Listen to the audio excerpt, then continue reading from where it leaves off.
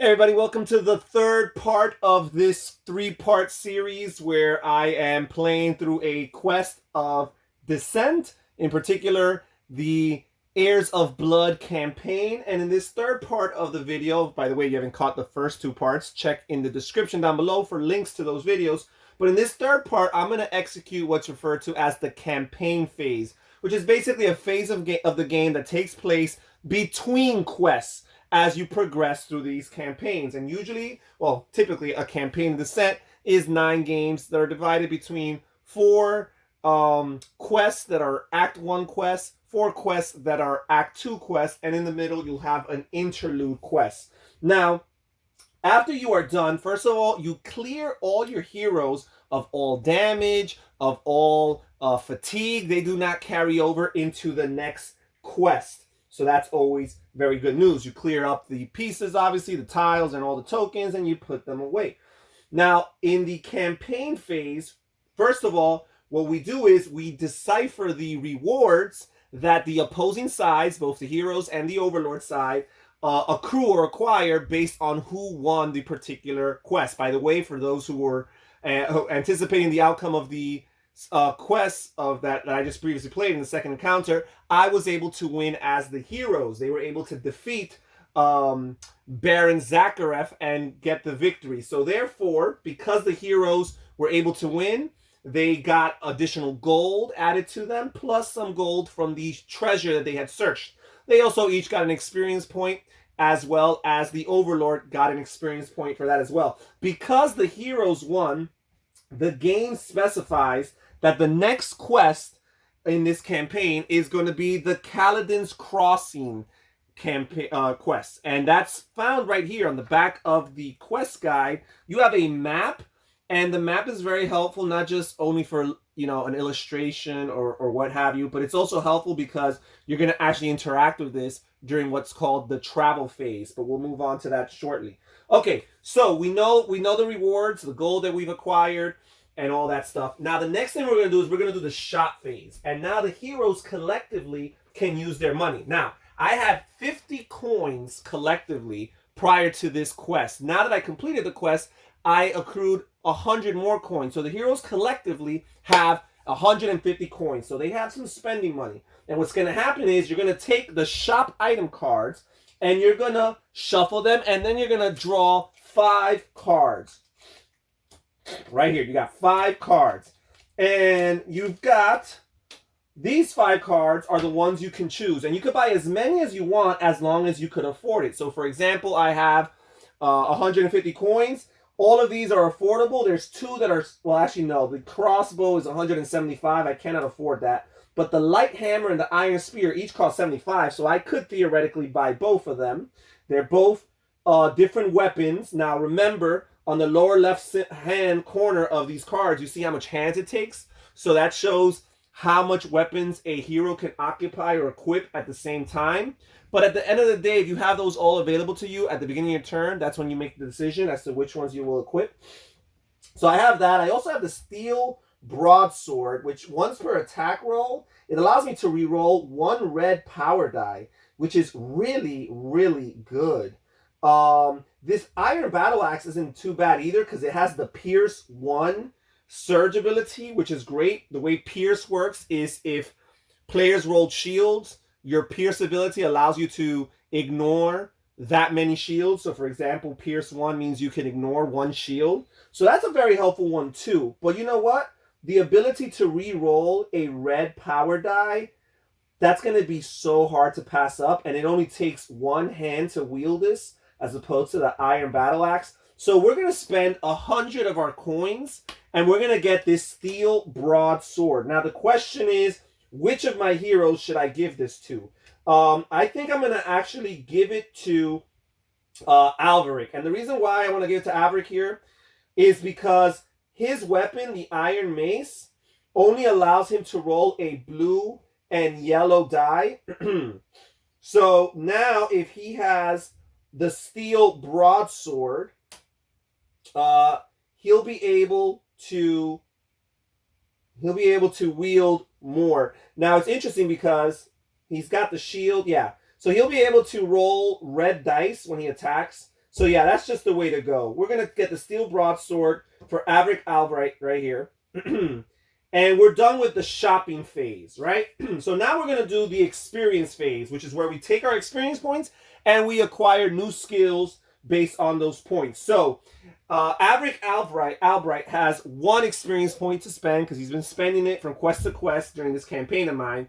And Grisman the Thirsty actually has 2 experience points because in between the last quest, I actually didn't use his experience points. I held them and I saved them for the future in order to be able to perhaps acquire a more expensive card. Because what you're doing is you're looking at the skill cards within your particular class. So for example, with Grisman, he is a knight, and we're looking at all these knights. And on the upper right-hand corner in this red circle here, you see how much experience points each of these costs. Look at some of these level 2 skills here. We have the guard right here. When a monster moves into an empty space adjacent to you, exhaust this card to interrupt that monster's activation and perform an attack with a melee weapon. After this attack is resolved and the monster was not defeated, it may continue its activation. This is really cool. I get to sneak in an additional attack on the Overlord's turn. However, it does cost me 2 fatigue to activate, so I'm going to consider that. We've got the shield slam. While you have a shield equipped, even if exhausted, each of your attacks with a melee weapon gain this surge ability. Choose a monster adjacent to you. That monster is stunned. Yeah, that's okay. That's it for the level 2. Oh, no, there's one more. Defense training. It says, as long as you have a shield equipped, add 1 additional brown die to your defense pool, even if this card is exhausted. When you would exhaust your equipped shield, such as to use the shield's ability, you may exhaust this card instead. Ooh. So this gives me, so it's a tough decision. It's between attacking attacking on the Overlord's turn, or it's gonna be equipping 1 more shield. You know what? Since Grisman's gonna be the object of lots of attack thanks to Averick's ability to defend and heal, I'm gonna get the defense training. So I will use 2 experience points and add the defense training skill to Grisman's repertoire. Now I'm going to look at the disciple class skill cards, and Averick only has 1 experience point to spend, so there's actually only 1 card that I could afford here. Let's see if I want it or if I want to save. It's called the Cleansing Touch. Each time you use Prayer of Healing on a hero, that hero may also discard 1 of his condition cards. I find that to be a little bit overrated, so I'm actually going to save my experience points with Averick for a future turn. Okay, so we feel pretty darn good right here. We're done with the experience phase. We're done with the shop phase. Now we're going to move on to what's called the travel phase. And the way it works is, the way the game imagines it is at the end of each quest, the heroes magically return to the Pt3 ruins, which is right here. Then you're going to find the location on this map where your next quest takes place. In this case, we're talking about Kaladin's Crossing.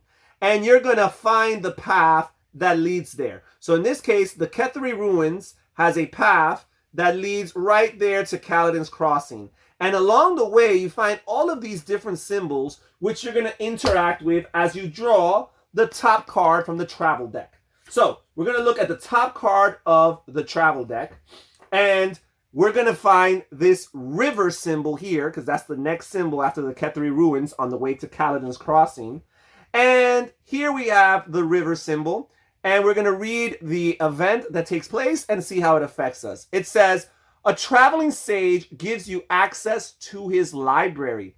Hero players choose 1 hero to test their knowledge, the book symbol. If he passes, he may look at the Overlord's hand of cards and choose 1 card to discard. Okay, so I am going to test with one of these heroes, whoever has the best knowledge. So we have Averick here, whose knowledge is 3, which is slightly better than Grisman's, the Thirsty's knowledge, which is only a 2. So to test, to make a skill test, you need a black and a gray die, and you need to roll shields equal to or lower than the person's skill stat.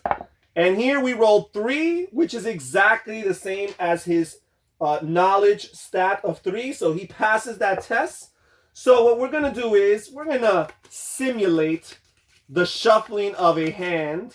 Usually the Overlord starts with like 3 cards. And we're going to discard one of these so that at least we know that early on in the game, the Overlord won't have this. So we have Dark Fortune, Critical Blow. This is a great one to discard because this one makes the Overlord gain 3 more damage if he rolls a surge. So we'll discard that one. And we're done with the first event in the travel phase. So now we'll look at the next symbol, which is another river symbol. And we'll draw the next card on the travel deck. And again, we'll look for the river symbol. And here it says that for the river symbol, there's no event. So we're very lucky, nothing bad happened. So we had 2 events, 1 positive and 1 a non-event during the travel phase. And now we are done. So let me just, because I am playing solo and I'm carrying out decisions for the Overlord, let me simulate what the Overlord does during his campaign phase, which is basically he has the option to level up and use his experience points in order to add additional cards to his deck. So with the Overlord has 1 experience point that he gained in the previous round. And usually the way it works is for the Overlord to be able to get a level 2 experience card added to their deck, they need to have 2 of that same type, because there's different types of cards, right? You have magic, you have event.